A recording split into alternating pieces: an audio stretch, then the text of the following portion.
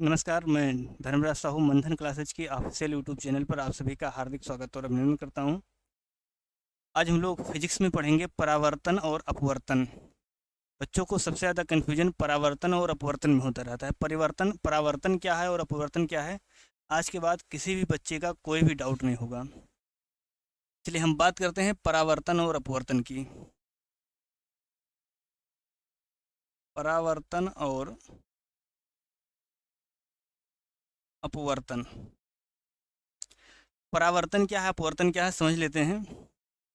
मान लेते हैं ये कोई तल है। क्या है, ये कोई तल है और ये किसका तल है, ये किसी नदी का तल है। जैसे नदी के तल में ऊपर क्या होगा, ऊपर होगा हवा और नीचे क्या होगा, नीचे होगा पानी। ये कौन सा तल है, ये किसी नदी का तल है और इसमें ऊपर हवा है, नीचे पानी है। यहाँ पर सूर्य है। अब सूर्य से जो किरणें आएंगी वो इस नदी के तल पर पड़ेंगी। सूर्य से ये किरण आ रही है और इस नदी के तल पर टकराती है। हम यहाँ से अभिलंब बना देते हैं। ये क्या है, ये आपका है अभिलंब। अभिलंब ये आपका है सूर्य, सन। मान लेते हैं कि कोई भी सूर्य से किरणें, जितनी भी किरणें आएंगी वो इसके तल पर टकराएंगी। तो इसके तल पर टकराने के बाद दो कंडीशन हो सकता है। पहला हो सकता है इसके तल पर टकराने के बाद वह पुनः इसी माध्यम में वापस चली जाए। यानी सूर्य की किरण कहाँ से आई है, हवा से आई है और टकराने के बाद हवा में ही वापस चली जाए। दूसरा क्या हो सकता है, दूसरा ये भी हो सकता है कि जो सूर्य की किरणें हैं वो इस तल पर टकराने के बाद पानी में चली जाएं।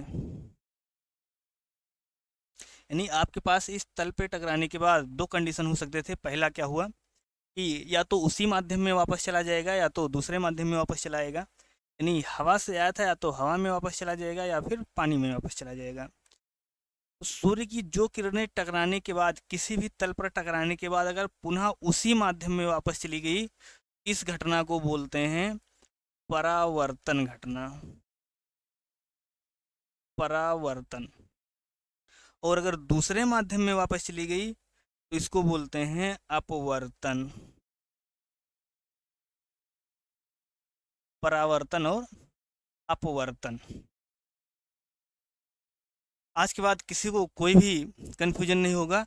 अगर सूर्य से निकलने वाली किरणें या कोई भी किरणें या कोई भी प्रकाश की किरण अगर किसी तल पर टकराने के बाद पुनः उसी माध्यम में वापस चली जाएगी तो उसको क्या बोला जाएगा, उसको बोला जाएगा परावर्तन। और अगर दूसरे माध्यम में वापस चला गया तो उसको बोला जाएगा अपवर्तन। यानी जो सूर्य से जो किरणें आती हैं इसको क्या बोलते हैं, आने वाली किरणों को बोलते हैं आपतित किरण। आपतित किरण। और जो इस तल पर टकराने के बाद पुनः उसी माध्यम में वापस चला गया इसको बोलते हैं परावर्तित किरण।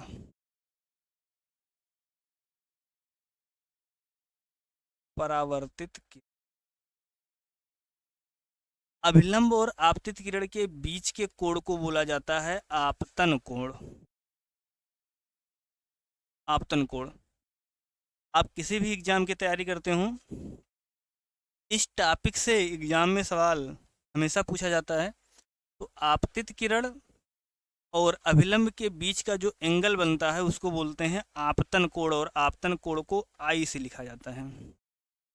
और अभिलंब किरण और परावर्तन के बीच का जो कोण बनता है इसको बोला जाता है परावर्तित कोण। परावर्तन कोण, इसको आर से लिखते हैं। यानी आपतित किरण और अभिलंब के बीच का जो कोण है इसको बोलते हैं आपतन कोण और परावर्तित किरण और अभिलंब के बीच का जो कोण है इसको बोला जाता है परावर्तन कोण। एक कॉन्सेप्ट है यहाँ से, आई बराबर आर होता है। यानी आपतन कोण और परावर्तन कोण जो होता है वो हमेशा आपका क्या होता है, बराबर होता है।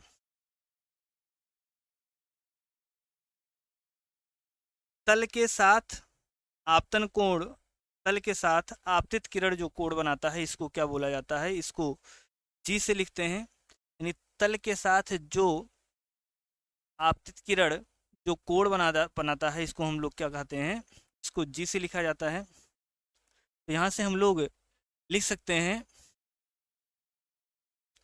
आई प्लस जी बराबर 90 अंश।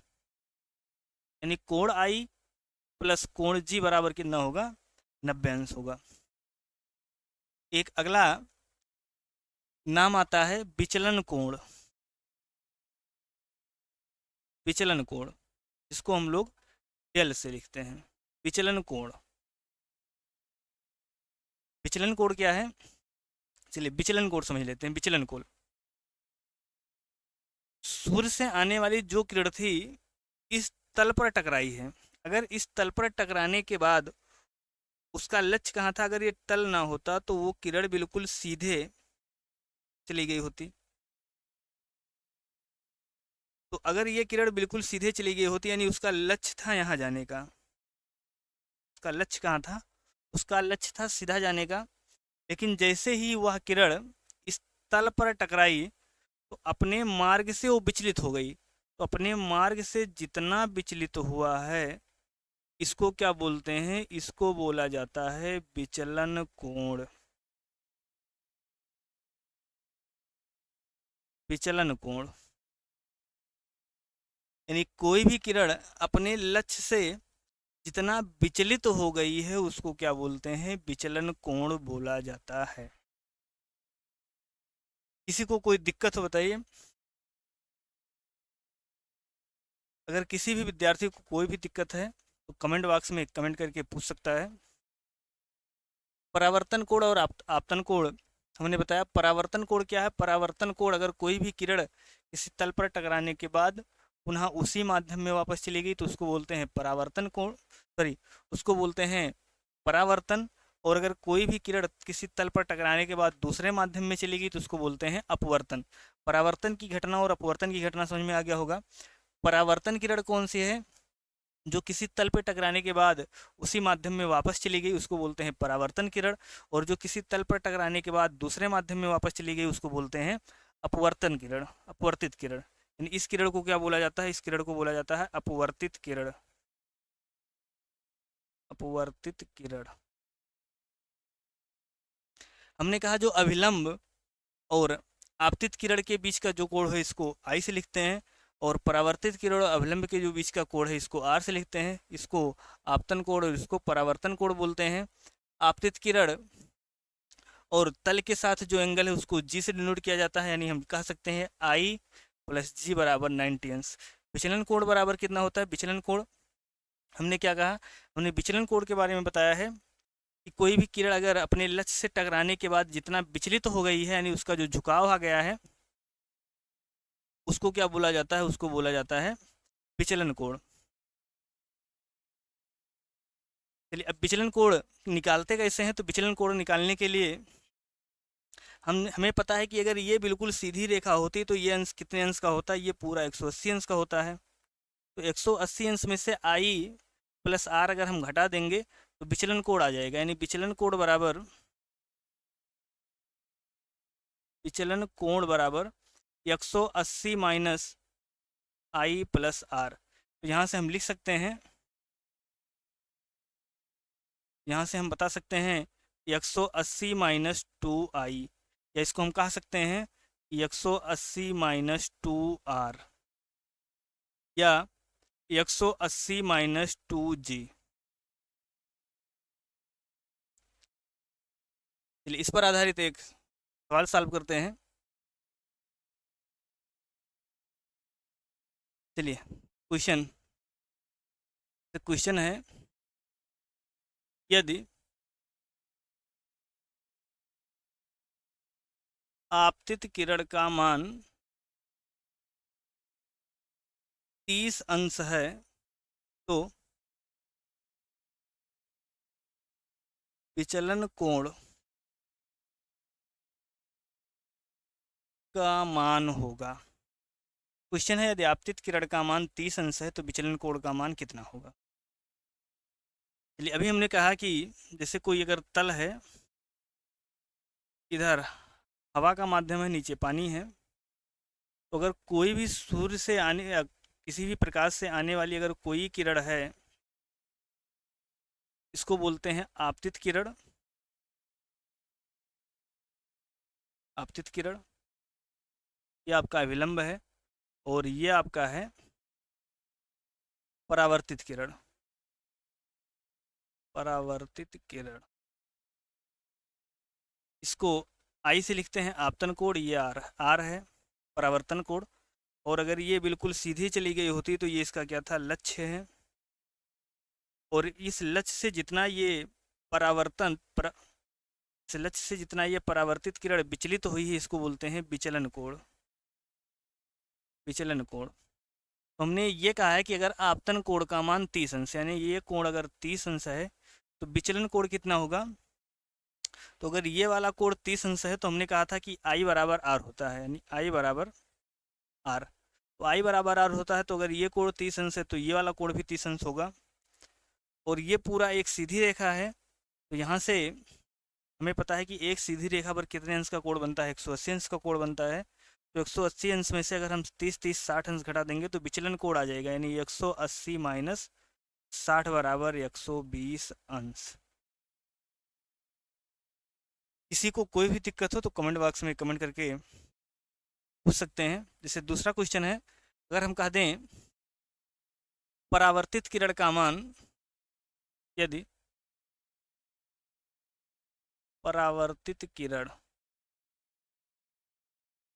का मान 50 अंश हो, तो विचलन कोण का मान कितना होगा। यदि परावर्तित किरण का मान 50 अंश है, तो विचलन कोण का मान कितना होगा। परावर्तित किरण कौन सा है, ये परावर्तित, सॉरी, यदि परावर्तित कोण का मान, ये कोण कौन सा है, परावर्तित कोण। अगर ये कोण 50 अंश का होगा, तो आपतन कोण भी 50 अंश होगा।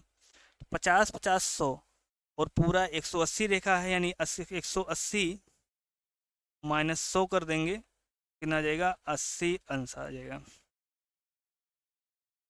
किसी को कोई दिक्कत हो बताइए। चलिए, एक लास्ट क्वेश्चन देखते हैं।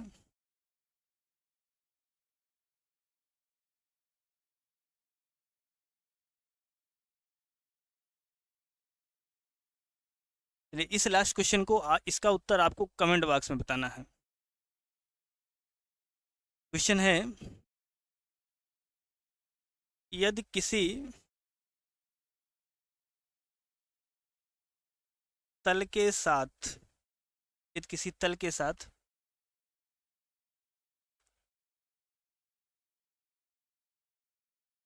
आपतित किरण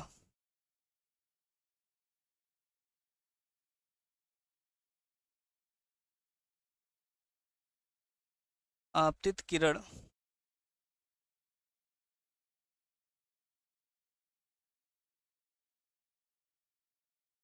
40 अंश का